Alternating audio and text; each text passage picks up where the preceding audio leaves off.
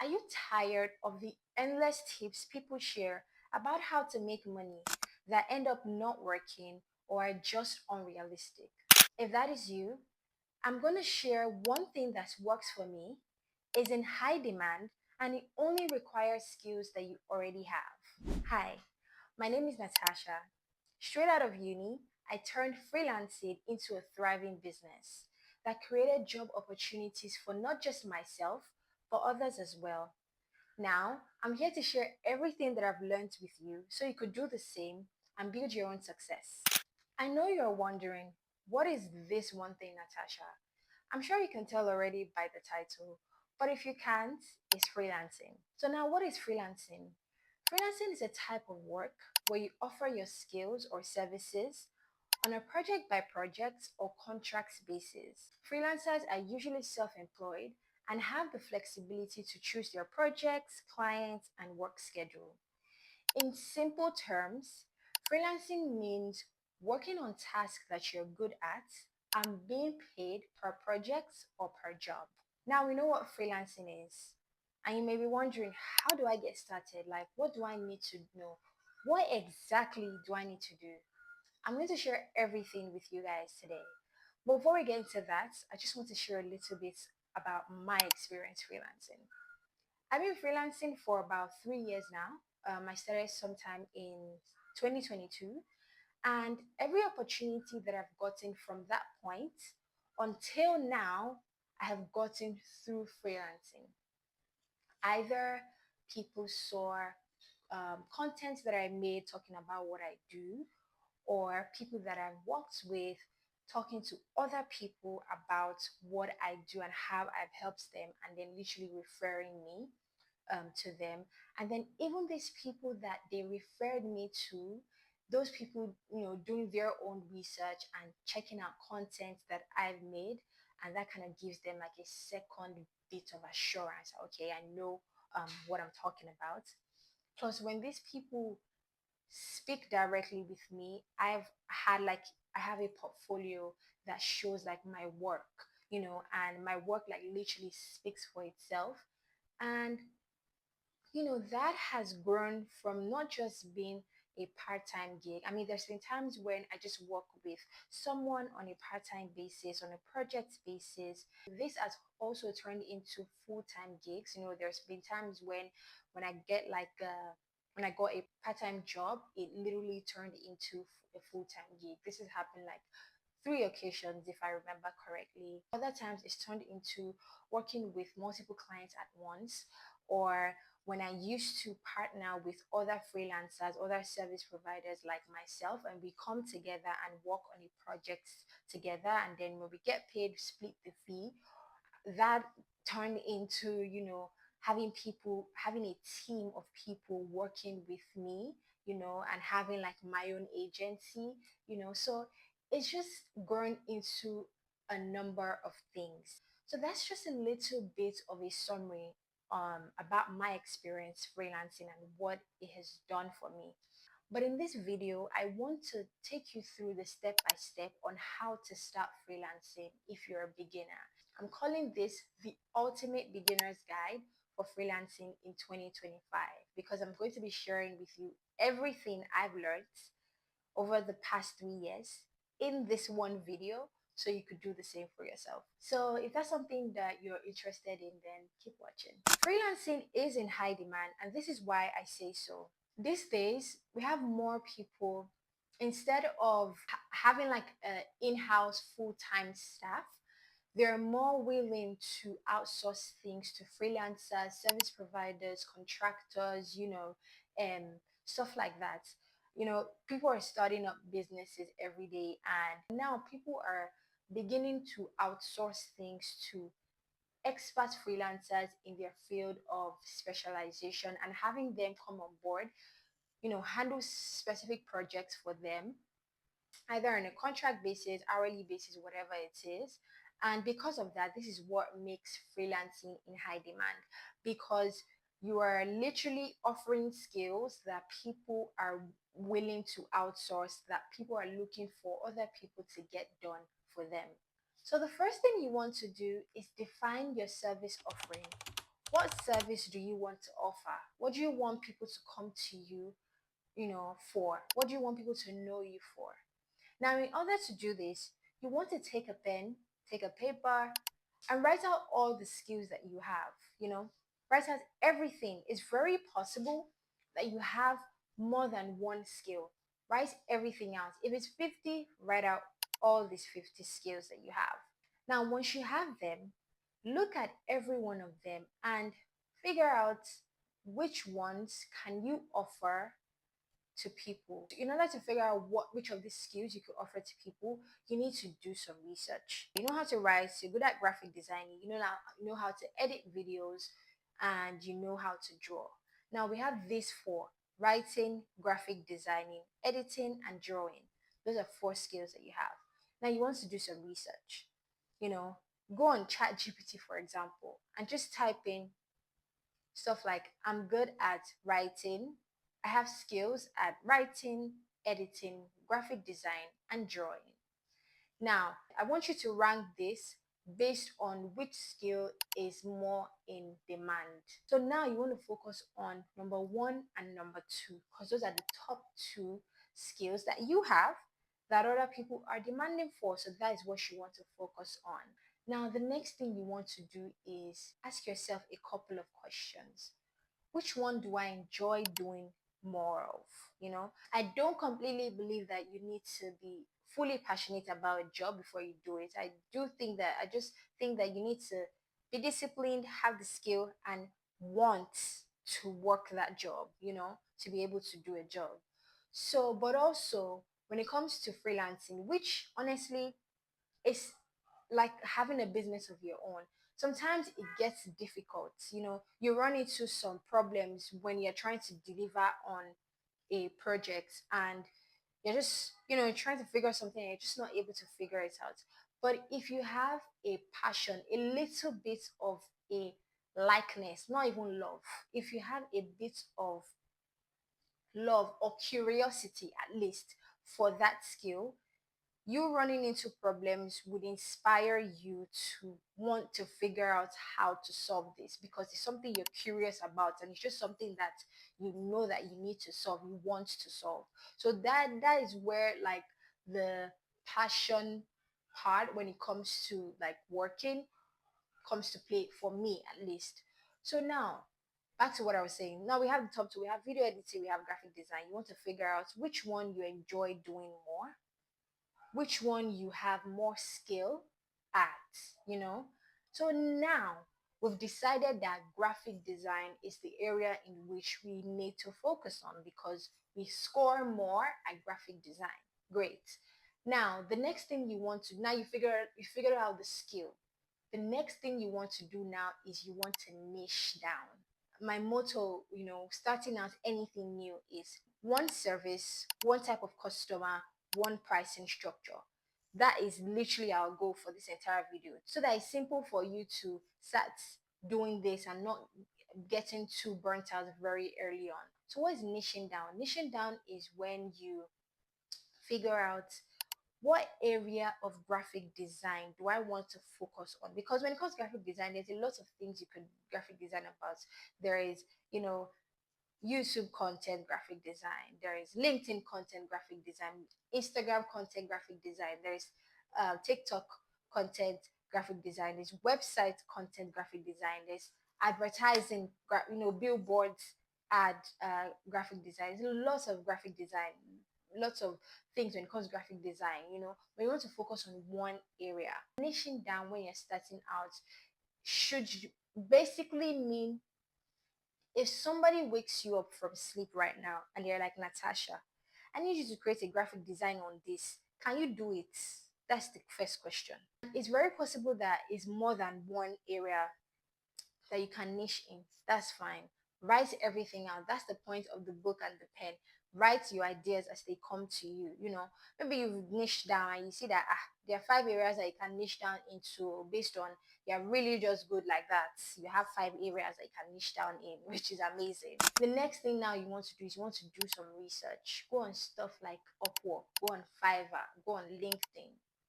What other platforms do people use? Look at what people are searching for.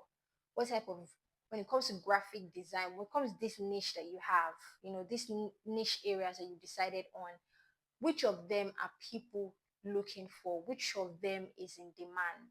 Go where there is demand. As long as there is demand, you're not going to have a problem marketing or getting clients. We have a skill, we have niched it down, we have a demand for it. The next thing we want to do is to build a brand around that. Your brand is your identity, is what people know you by. When it comes to building a brand, there's certain things you can do. You could pick a professional name. What do you want your professional name to be, right? For me, my name is Natasha, and I was working as a virtual assistant. When I started out, I was a freelancer, right? But the job title was virtual assistant. And what that means is that I offered like admin operation support virtually. So I called myself Tasha virtually. Just that alone, you literally my name, like the name I called my business literally has brought people to me. I'm like, okay, I really like your name. I had a friend who told me like that, like the name Sasha virtually is literally like out of this world. It's like very nice. Give yourself a professional name. Don't overthink it. The next thing you want to do is you pick a logo. I built a logo for myself. Pick a logo that you you want. Something small. When you go on Canva has they have like a logo section, pre-built logos for you that you could just play around, edit it to fit like your brand name, whatever. That's one thing you could do. Another thing you could do is this one you need to do. You need to get an email address. If you can purchase a Google professional, I think they have like a professional email address. Like you need to get a domain first and then get like a professional email address. If you could do that, fine. I think to get a domain on GoDaddy is like what, $10. Like you could get it for like $10 there, and then on Google is like I think to get just one email address, professional email address with your domain is like $6. That's like $16 every month. You want to go that route. When I started, I didn't do that. I didn't get the domain and the professional email address because I just started and I did not have money. Like where down 6 months we do those things. But yeah, if you want to do, if you have the money, if you could invest in it, do that. But don't think about it too much. You could, what I literally did, my email address was sashavirtually@gmail.com, literally. So you want to make sure that you have an email address, your work email address. Everything when it comes to like your business, your freelancing goes through that email address. Now, the next thing that you want to do is you want to be very clear about your value proposition. Who do you help? Let's assume that you're a social media manager now. You decided that you want to be a social media manager. Who do you help? What type of people do you help? Because there are a lot of people that need social media management. If you decide that you want to help small businesses, great. You have who you're helping. Now, how do you help them? You help them create content. You help them drive engagement to their page. You help them grow their social media presence. That is how you help them. You see that when people like think about TFA, they know what you're doing. Like they know who you are. Like your name speaks for itself. The way you're able to achieve that is because you've built a brand. And it's very important. Do not take it very lightly.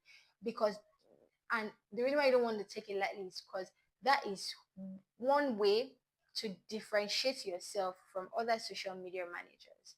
People will just say, "Oh, I'm a social media manager. I'm a social media manager." You would literally say, "Hi, my name is da da da da da. Welcome to the TFA brand. We help blah blah blah blah blah blah do this for blah blah blah." In order to reach us, in order to work with us, reach us at www.something.com. Now tell me you that you have packaged yourself like that, and somebody who just puts themselves as there as I'm a social media manager, send me a DM. Like, please tell me who are they going to go for? I know who I'm going for because this is people's money. Like, if I'm not about to spend my money on somebody, I'm going to do research. And if I see that you have a brand, like you're confident enough to have a brand, like I would trust you because I'm like, this is you literally putting yourself out there, creating an entire brand around what you're doing. I'm very rest assured that my money is safe with you, as opposed to somebody who I know what they do. I know they're a social media manager, but they don't have a brand. They don't have a professional name. They don't market themselves. Like I would literally just see them as somebody who, he's got the skills, like he just like he just has the service and just using it, looking to earn some money from it, as opposed to you who has a brand. I can tell that this is your business, and the fact that this is your business and you brought it outside for us to see, I can trust you. So if you run away with my money, there is, like, I can ask that TFA brand and people will be able to say, okay, is this person, do you get what I'm trying to say? Like it would really distinguish you from the average social media manager. All right. So we've spoken about the visual part of building a brand around your service. The next thing now, we want to talk about the actual part of building a brand around your service. It's more than logos, uh, you know, domains, Gmail addresses, whatever. This is where you actually talk about what you do. Your brand is your identity, is how people attach what you do to who you are. The first thing you want to do is you want to build a portfolio website. This is where you showcase samples of your work, either working with a client or when you work on personal projects. It could also be testimonials that you get from clients that you've worked with. One thing I always do is when I'm talking to a client and they fill a form where they walk me through what they need me to help them with, at the end of the form, there's something that says, are you willing to give a testimonial upon successful delivery of this project? And then there's a yes or no. And most of the time, people would say yes. So you can get them to do testimonial videos, or give them links to your Trust Me or your Google reviews accounts, and then they leave you a review there. You could use platforms like Wix, Canva, Squarespace, Card to I think for designers there's also Figma and Behance to create a portfolio. If you feel like you're in a field where you're not too sure how you could portray your service in a portfolio, for example, in my case, I started out with admin and operations freelancing. I may be asking, how do I portray that in a portfolio? Because you think a portfolio should be just visual work. You could go on ChatGPT and literally type out a prompt. I talk about how I'm a admin and operations freelancer. I want to create a portfolio to showcase my work, but I'm not sure how to go about that. Create a template or generate ideas on what I can showcase on my portfolio. The ideas are limitless. You just need to be willing to think outside of the box. Another thing is you don't need to work with a client before you start posting, before you start creating a portfolio. You could create dummy clients, go on ChatGPT again and just be like, you know, I work as an admin operations freelancer. I haven't worked with any clients, but I want you to create a dummy client for me that I could deliver on a service for. It would create like what the project is about, what the deliverables are, and you go ahead and deliver on that dummy client. And once you do that, upload that onto your portfolio. There's so many things you need to do. You just need to be willing to think outside of the box. Another thing you want to do to build a brand is that you want to set up a social media presence. And this, I would always say, is very dependent on the type of service you're offering and to whom you're offering the service to. In my case, I started out as an admin and operations freelancer. I was focused on offering the services to B2B founders or B2B professional service providers. Now, I wanted to create a social media presence on the platform where my target audience are. And in my case, it is like the biggest B2B platform. That would be my best bet, which is LinkedIn. That's where you find every B2B business owner, either a founder, service provider, whatever. So what I did was create an account on there, optimize my profile, and started creating content about what I do, telling people what I do, my journey through like getting to that point, just talking about what I do, also engaging with these people that you want to work with. Because when you're engaging with their content, not only will they be aware of who you are, and then they'll start visiting your profiles, trying to learn more about you, but also your content will be popping up on their feed and on the feed of people who comment or engage with their posts. So now you're gaining reach. Now that you're gaining reach, you want to make sure that your profile is properly optimized. For LinkedIn, is creating like a cover photo, having a professional uh, profile picture, having a headline about section, making use of the featured section to give some free stuff or put direct links to your website, or your booking link, filling out the experience section, the skills section. Or if you're using platforms like LinkedIn, I'm sorry, if you're using platforms like TikTok or Instagram, you want to make sure you have visually appealing content that is properly optimizable for the platform that you're on. So you just need to know the best place where your target audience usually are and create an account there, talk about what you're doing, and connect and engage with their content as well so that you can gain reach. Finally, as a part of creating a brand around what you do, you want to make sure that you're signing up to freelance marketplaces. Some of the top two that I've heard the most success, I've heard people talk about having high success rates with are Upwork and Fiverr. Go on these platforms, create accounts on them. On these platforms are literally made for people who need support, who are outsourcing projects, and they need freelancers to help them with these projects. They literally go on these platforms, post it on there to find freelancers to apply, vet and talk to them, interview them, and see who the best fit um, would be for that project. Being on those platforms, you can apply directly to jobs. You don't have to wait for people to come to you. You can literally go um, out and apply directly to those jobs. And the more you apply to these jobs, the more opportunities you get coming your way. And doing that coupled with creating content on LinkedIn, for example, it's like you're having it's like a two-factor authentication. If LinkedIn is being slow with the results, you have Upwork. If Upwork is being slow with getting results, you have LinkedIn. You have a two-factor authentication basically. The next thing you want to do is you want to establish your pricing. How do you want to price your service? First thing you want to do is you want to do some research. Find out how much people that are doing the same service as you are charging. For example, if you're a social media manager, go on Google and figure out how much people are charging for social media management. Are they charging $20 per project? Once you have that, note that down. The next thing you want to do is you want to figure out what is your pricing model. There are two pricing models that are very typical to freelancers. They either charge by the hour or they charge per project slash per contract. Depending on the type of service you offer, that is going to determine your service, your pricing model. For example, if you're a video editor, charging by the hour is your best bet, and this is why. You may be given a video that's like 5 minutes to edit, and you may think, it's just 5 minutes, probably would just take me an hour.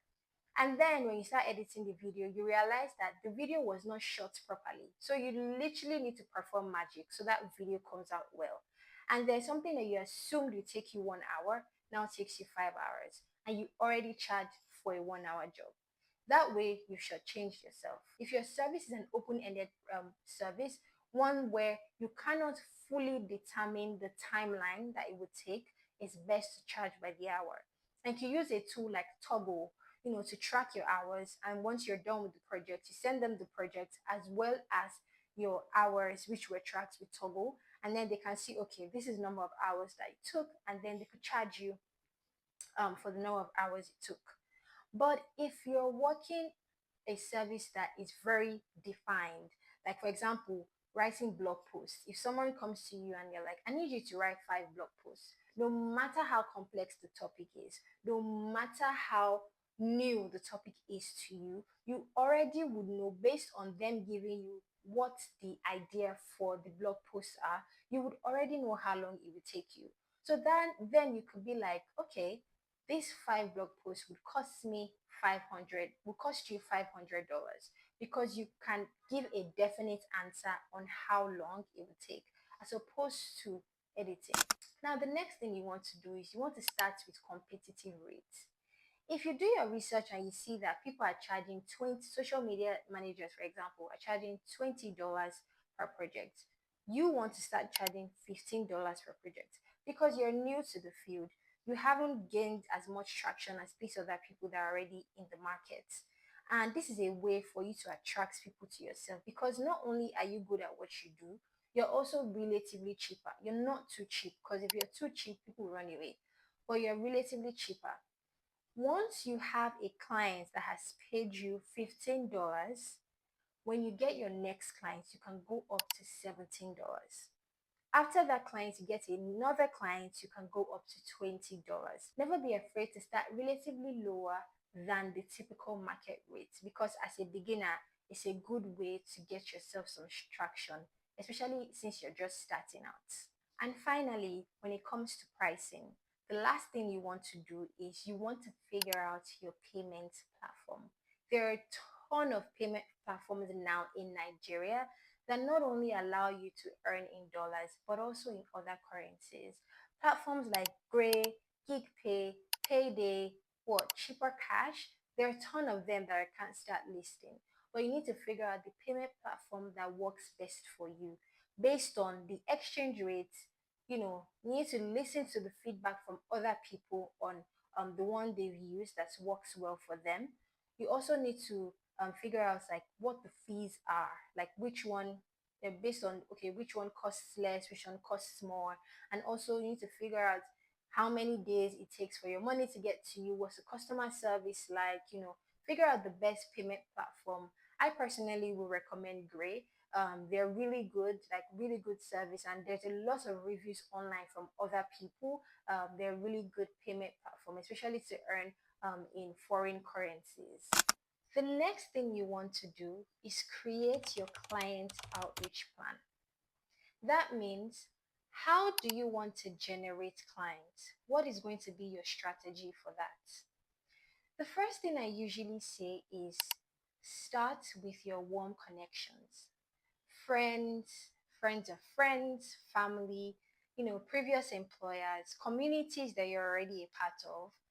Start by creating a broadcast message, for example, and sharing it with these people, talking about, hey, I just started out as a social media manager, for example, and I'm taking my first 5 clients for a discounted price. Reach out to me on so if you want to be part of my first 5 clients. Here is a link to my portfolio where I show the work that I have done in the past. And then once you have people already reaching out to you from your warm connections, you want to use a strategy called FOMO. It's like fear of missing out that helps you create urgency. For example, you already say you have like 5 slots available and you already have one person that's reached out. You could update that message you already sent, the broadcast message, and be like, one down, 4 more to go. And just keep building on it like that because that on its own will create some sense of urgency in people and keeps bringing you to the top of minds of people. Another thing is a cold outreach. Now, this is probably the one that most people will lean towards because even if you start with warm connections, you probably would run through your warm connection. If you want to scale, you kind of need to have more clients outside of people in your network, you know? And if you don't even have a huge network like that, cold outreach is probably where you lean more into. Now, what you want to do is assume you already picked the platform where you want to create content or put yourself out there on, right? Say, for example, Instagram. And maybe you want to target coaches on Instagram. Now, what you want to do is go through Instagram, find coaches, people that fit who you want to work with, create a list of them, like maybe 50 contact addresses, like email address, LinkedIn, Instagram handle, whatever, and then create a schedule to connect and engage with these people. Give yourself like a 1 month timeline. With the first few days in the first week, you want to engage with these coach, for example, this coach's content. You want to leave likes. You want to engage, leave comments. If they have webinars or Instagram lives, you want to join and be interacting with them. By the second week or at the end of the first week, you want to send them a personal message. Just be like, hi, I engage with your content. I noticed that you create content about like maybe a financial coach about like finances and how to build your finances in your 20s or something, and I really just wanted to tell you that I find your content really helpful. It's helped me, blah blah blah. Like for example, your previous video talked about how to budget, and that really helps me because that's something that I've been struggling with. That is just it. That is just something that, remember, you're already liking and engaging. They're already aware of who you are. Like they've probably already visited your profile. If they haven't already, you just leaving that message for them would inspire them to not only respond to you, and you guys already have the foundation for a relationship, but also they would be visiting your profile, which is already optimized for literally somebody like them, because that's your target audience. And they're like, okay, I see what she's about, and then you guys are building a relationship. Maybe you could leave another message, just be like, hey, I noticed that in your previous video, this is if you're a social media manager, for example. I noticed in your previous video, you gave a budgeting template that people could use. And I used the templates, and I know that this is something that people would really like. Like, it's free stuff. Everybody likes free stuff.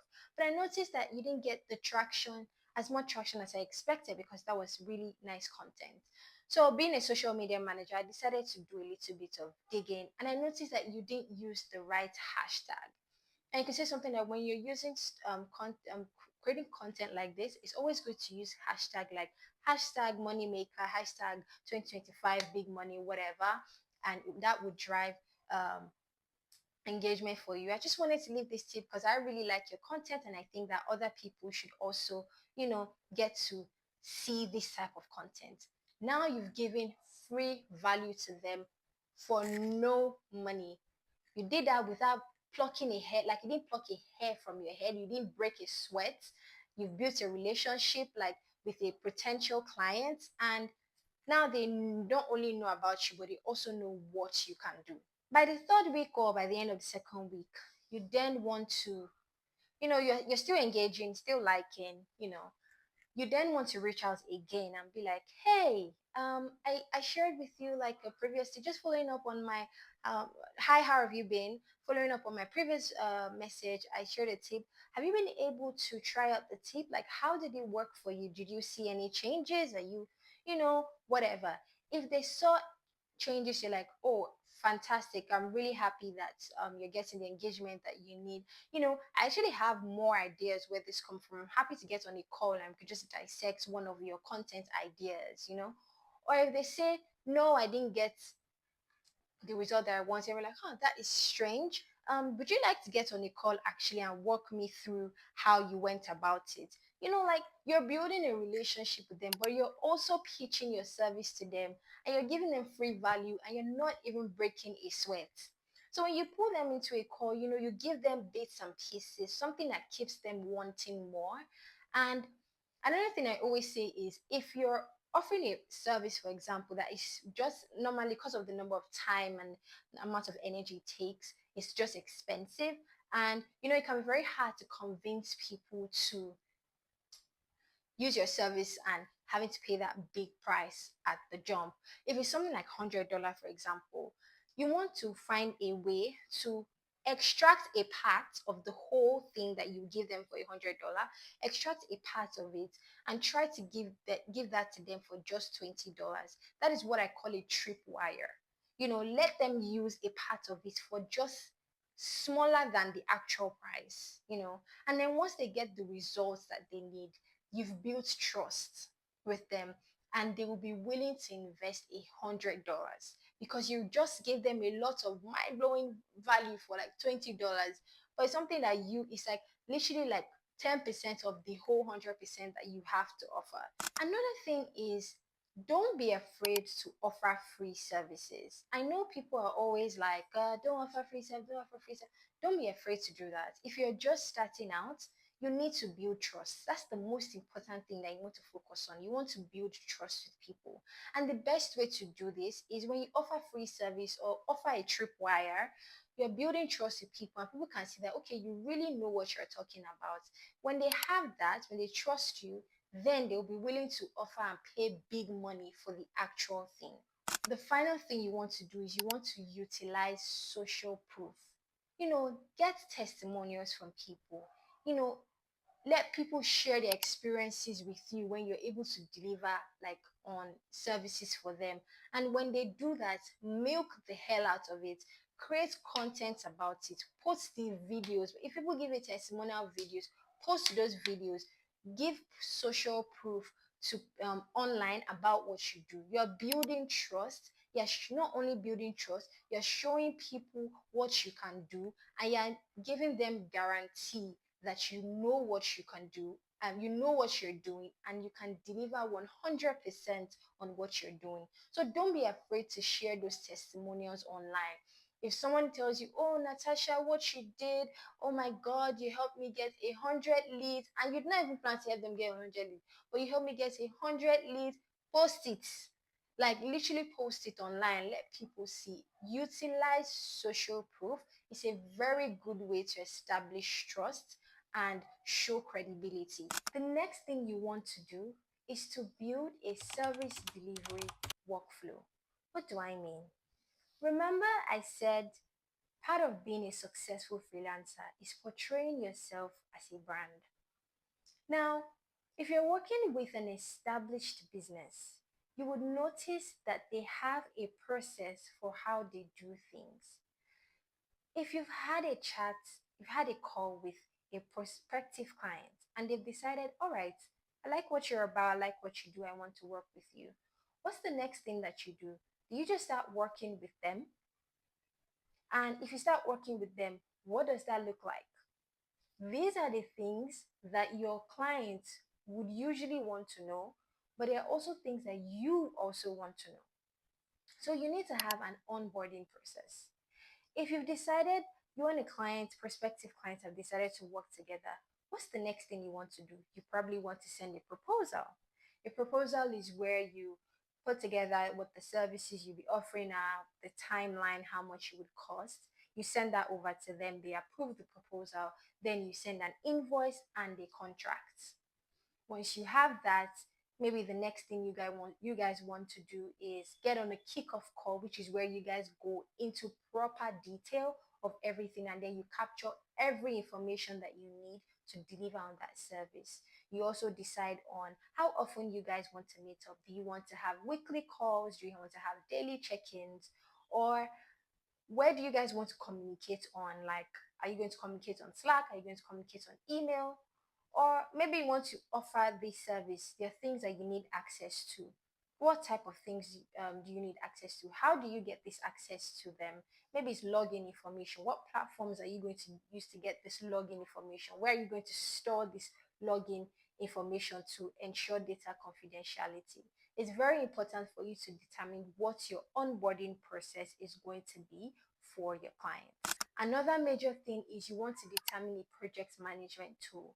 This is not too important, but it would be important if you're working on several projects for one client. So because of that, you want your client to be able to visually see what projects are in progress, what projects have not been started, or what projects need their own review, what projects have been completely done. It's a good way for not only you, but also your client to be able to be in the know of what is going on, the various steps that are going on in a project. And this is very good if you're working with a project that is very um, extensive, has a lot of different moving parts to it. And also if it's a project where you need a lot of client input. Another major thing to grow as a freelancer in 2025 is to make sure that you're constantly upskilling and networking.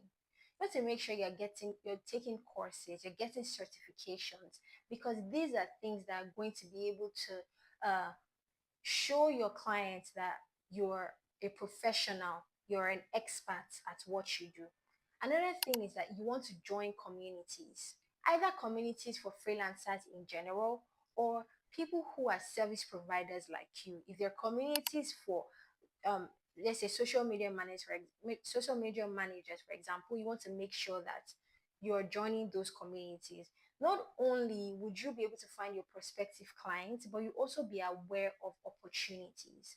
You also want to make sure you're joining webinars, going to networking events, joining live sessions, interacting directly not only with people in the same field as you, but also with your target audience. These are great ways to learn more about the industry, to be in the know about your industry, but also to get opportunities and get in the faces of your future clients. So the final thing is to track and analyze your performance. Every week, I make sure to analyze if you create content, for example, which you need to be doing. If you're creating content, track the engagement on those content week by week. Analyze what content is performing more and create more content like that. Every month, track how many clients you work with, where these clients are coming from, and try to invest more in the source of your income, where most of your clients are coming from. You know, analyze the feedbacks you're getting from your clients. What type of clients are giving you the most feedback? What type of clients are the most seamless to work with? What type of projects are you having higher success rates with?